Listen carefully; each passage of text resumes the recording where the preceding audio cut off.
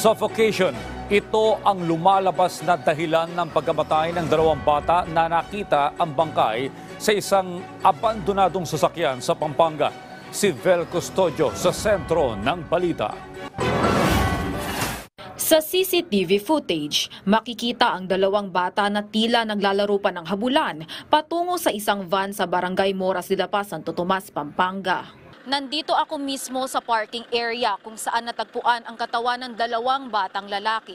Naglalaro lang sana sila sa van na ito, pero nang lumipat sila sa kabilang kotse, ang masaya sana paglalaro ay nauwi sa trahedya.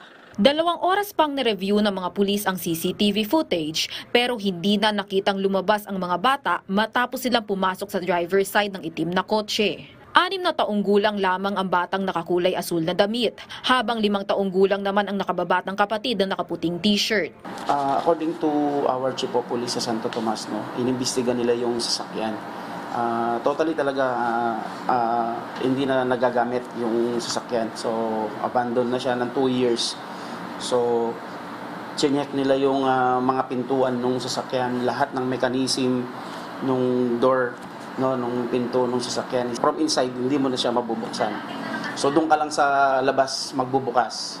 200 hanggang 300 metro lang ang layo ng parking area na pagmamay-ari ng isang funeral service provider mula sa bahay ng kanilang ina. Pero dahil madalas naman daw naglalaro ang mga bata sa labas, hindi inaasahan ng kanilang pamilya na huli na pala nilang masisilayang buhay ang magkapatid noong Sabado.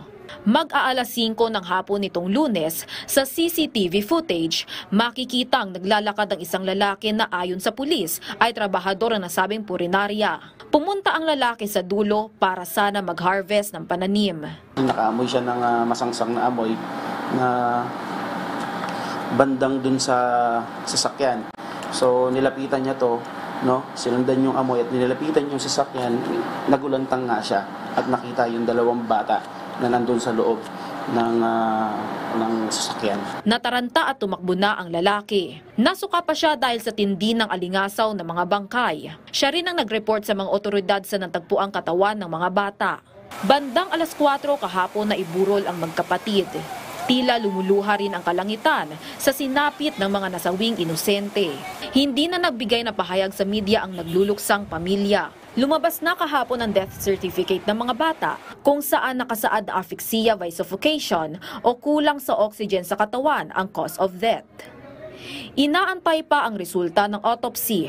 Patuloy pa rin ang investigasyon ng mga otoridad. Vel Custodio para sa Pambansang TV sa Bagong Pilipinas.